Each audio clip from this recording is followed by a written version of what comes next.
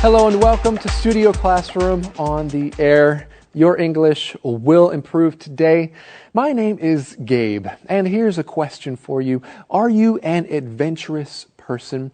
What's the riskiest thing you've ever done? You know, something that was dangerous or scary. For me, once I went bouldering, which is kind of like rock climbing, without a harness or ropes. I got to a certain spot where it seemed like I couldn't go up further and that I would fall a long way down if I were to fall. Well, today we're continuing to discuss something scary, but not as dangerous, and it is zip lines. Actually, scary really isn't the right word, is it? Perhaps the better word is exciting. Zip lines can be thrilling. There are several places famous for zip lines. Today's lesson will take us to Belize, Puerto Rico, the Philippines, Australia, and Peru. So make sure you're holding on tight to your magazine, and let's go. Zip lines. 5 unique zip line adventures. 1. Zip line into Jaguar Cave. In Belize, you can take a zip line from the jungle right into a cave. Watch out for stalactites as you dive deeper and deeper into the earth. 2. The Monster. Travel to Puerto Rico's Toro Verde Adventure Park to brave El Monstro, one of the longest and fastest zip lines in the world. It is 2.5 kilometers long, reaches around 380 meters high, and riders can reach speeds of 150 kilometers per hour. 3. Bike and surf on the wind. The Chocolate Hills of Bohol Island in the Philippines hold a surprise.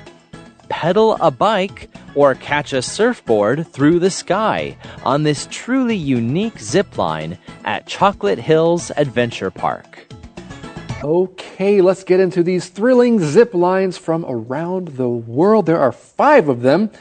Well, there's a lot more, but 5 that we want to talk about today. You can research the others later. 5 unique zip line adventures. Rebecca, what is number 1? Number 1, zip line into Jaguar Cave. I like caves. I like jaguars. I think I would like this zip lining adventure. I bet, Rebecca, that you think there's a giant cat jaguar in these caves. Well, it's called Jaguar Cave, right? Yeah, there's different reasons why places have names like that. What about Elephant Mountain in Taipei, Rebecca? Does that mean there are a lot of elephants on that mountain? Okay, I get your point. No, there are no elephants on Elephant Mountain. But anyway, nonetheless... Yeah, I don't know why it's called Jaguar Cave. Perhaps maybe it looks like a jaguar. Friends, you can do the research to find out why. But where is this? Well, this cave, Jaguar Cave, is found in Belize. We read, in Belize, you can take a zip line from the jungle right into a cave. Imagine that, going from the jungle to a cave. Amazing. Yeah, and I got to see some footage. I checked it out on YouTube to see what it was like. It is quite a long ride into this cave. Watch out for stalactites as you dive deeper and deeper into the earth. Now, to watch out for something, that could mean different things, and actually in our lesson it could have a couple of different meanings too. All right? To watch out for something means to be careful. All right, be careful, watch out for something, or to see if you can spot something. Right. For example, let's say that you and your friends are out for an evening stroll in the summertime. Your friend might say, watch out for cockroaches. Cockroaches. Yeah, exactly. You don't watch out for cockroaches.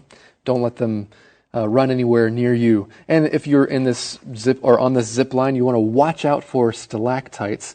Now, I know Michelle talked about the difference between stalactites and stalagmites, but here's an easy way for you to remember. We've talked about this a long time ago here on Studio Classroom. Stalactite has a C right in the middle. That means they're the ones that dangle down from the ceiling. All right? Stalagmites have that G right in the middle. And so they're from the ground. They come up from the ground, or they result because of the water dripping onto the ground. So stalactites and stalagmites. There you have it. That's a great way to differentiate or remember those two, because it can be rather confusing, right? Well, let's move on to number 2, the monster. Travel to Puerto Rico's Torre Verde Adventure Park to brave El Monstruo, one of the longest and fastest zip lines in the world. How did you like my Spanish? Rebecca. Bravo. Yes. Hey, Muy bien. Oh. It was very good. 对不起. No, let's get back to English here, or Spanish, because after all, that is what language this ride is in. But we want to take a look at this verb, brave, because usually we use the word brave as an adjective to mean courageous. Someone is very brave. You need to be brave to brave something. So that's what this means. Right, Rebecca? You want to brave something, you have to be courageous. Well, yes, that is the idea. You have to be courageous. And usually you are facing something that's can be rather difficult. Let me give you an example to help you understand it even more so. It's raining so hard, but I need to get to work. So I guess I'm going to have to brave the storm. So you do have to be courageous because you have to go out into the storm. That's often how we use this word brave, to brave the storm, to brave the weather. There's terrible traffic on the road right now, but you got to get to work, so you got to brave the traffic to get to work. Okay, and we're going to brave El Monstruo, one of the longest and fastest zip lines. It's really long and really fast. Let's go to the next one. Bike and surf on the wind. The chocolate hills of Bohol Island in the Philippines hold a surprise. Pedal a bike or catch a surfboard through the sky on this truly unique zip line at Chocolate Hills Adventure Park. And you really have to see this for yourself on YouTube. Check it out because it is quite interesting and fun, the different options that you have at that zip line. Well, right now it's time for us to learn something new in the Info Cloud. Welcome to Info Cloud, friends. After working with Rex for 9 months, I've discovered that he's really the whole package. Whoa, Joe, I'm really flattered. And I think the phrase Joe used is a simple but useful one to learn. Someone is the whole package. This phrase is used to emphasize that someone has all possible desired qualities. Like Rex, he's a good writer, translator, and actor. The whole package. Okay, Joe. The word whole can be replaced with total. Someone is the total package. Bridget's the total package. She's a great speaker and planner. The tricky thing with the term whole package is knowing exactly what's included. That's an interesting statement, Rex. What do you mean by that? Well, I think that the phrase changes meaning depending on the situation. The speaker and listener need to have a common understanding. Good point. If we were talking about a potential spouse, the whole package might be someone who can cook, clean, but also still likes to go on adventures. Joe, are you talking about someone specific, like your spouse? Okay, I'll admit it. I think my wife, Carolyn, is the whole package. She can do anything. Well, friends, what kind of zip line would you like to enjoy? Our lesson is all about zip lines, and we're taking a look at different famous or popular zip lines from around the world. Would you like to go on a really, really fast one that takes you very far? Or would you perhaps like to go on a zip line that's kind of like a cross between a roller coaster and something else? A roller coaster sounds fun. Let's learn about one that's kind of like a roller coaster right now. Zip lines. 4. A zip line roller coaster. The Treetop Crazy Rider is a wild way to experience Australia's Ourimbah State Forest. Twist, turn, and zigzag through the trees on this cross between a zip line and a roller coaster. 5. Rainforest Observation Zipline. If you are more interested in taking your time and exploring, try Peru's Amazonia Expedition's Canopy Zipline Experience. This zipline is suspended in the canopy of the Tamshiaku Tawayo Reserve, letting you travel between giant trees and study the wildlife. Let's go on to number 4 today, a zipline roller coaster. This one is really quite cool. First of all, do you like roller coasters, Rebecca? That's a really good question.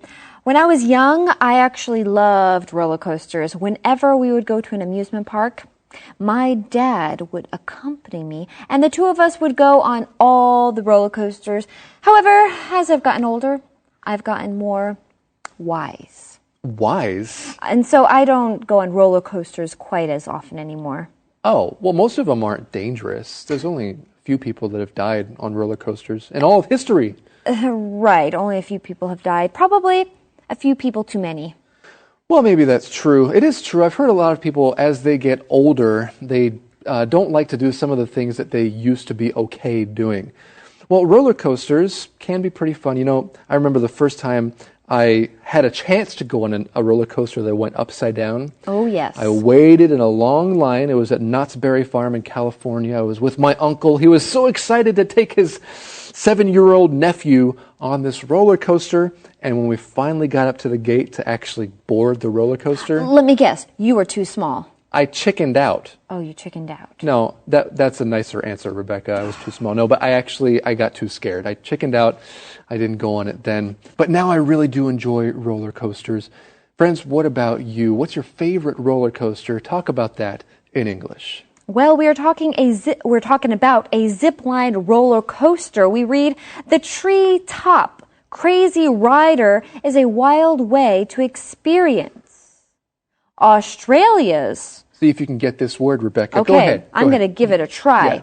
Ourimbah State Forest. Yeah, that's not bad. Not bad, eh? Another round of applause for Rebecca Brittingham. Well, thank you. I can only imagine that this zipline experience probably involves trees. It's really cool, Rebecca. Twist, turn, and zigzag through the trees on this cross between a zip line and a roller coaster.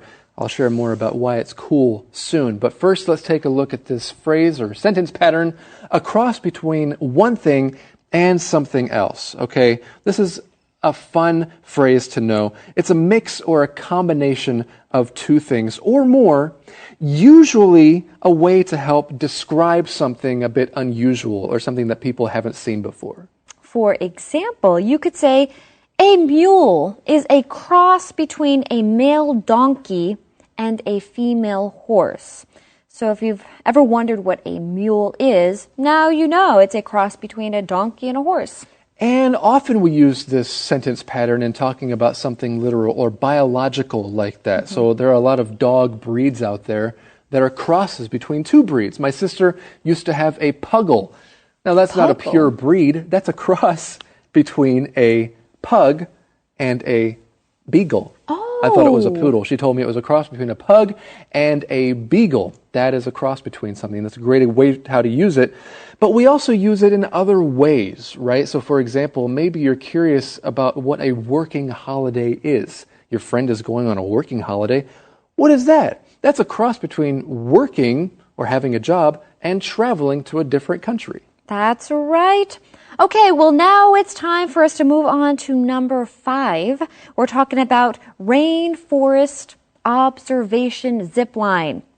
If you are more interested in taking your time, I do enjoy taking my time when I do things, and exploring, try Peru's, we have Amazonia. Oh, thank you. Amazonia Expeditions Canopy Zipline Experience. Yes, quite a long name, but the idea is it's fun. Okay, so before we continue, let's take a look at that phrase, to take your time. In Chinese, you might say man man lai in exactly the same way or situation.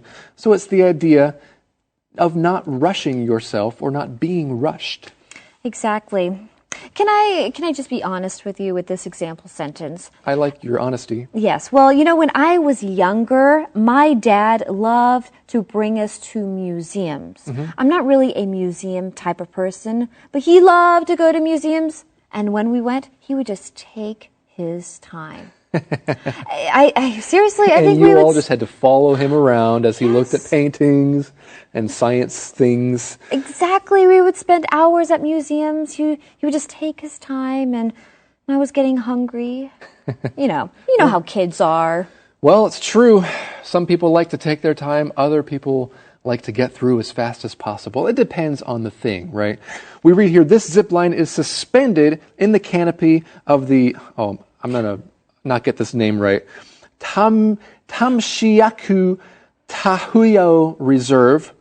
There it is. Letting you travel between giant trees and study the wildlife. Can I just say you did a great job with those names? Thank you, Rebecca. You know what I would really like to check out is that zip line in Australia, because what I found out is it's a whole 4 minutes. That's a long time on a zip line, and there are no poles for the zip line, only trees, and you're zipping around, zigzagging through the trees. It's incredible. Well, that sounds extremely thrilling.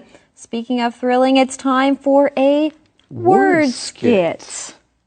That was a thrilling movie. I thought it was boring. Boring? How can you say that? Nothing exciting happened. People just sat in different places, talking to each other. Well, when they were fighting in the burning airplane, wasn't that thrilling? Not really. Boring. Just kept talking. And then their car drove off a bridge into the river. That was thrilling, wasn't it? No, because then they talked and talked some more. How about when the storm picked up their house and dropped it on the busy highway? Not thrilling? No, just more talking. Do you think talking makes everything boring? I do. Maybe you're right. Maybe we should stop this conversation. Bye. Well, some conversations can be boring, but some can be thrilling, as some lessons can as well. I really liked those thrilling zip lines. And friends, if you have a chance, check out the zip lines mentioned in our lesson on YouTube to get an idea for how exciting and thrilling they can be. My favorite one really is that one in Australia, the cross between a zip line and a roller coaster. Okay, well, hey, where did this trash come from? People should really pick up their trash and throw it where it belongs. You know what? Next time we have a very important lesson about how we can do our part to save and help the environment. So do be sure to join us then, right here on Studio Classroom.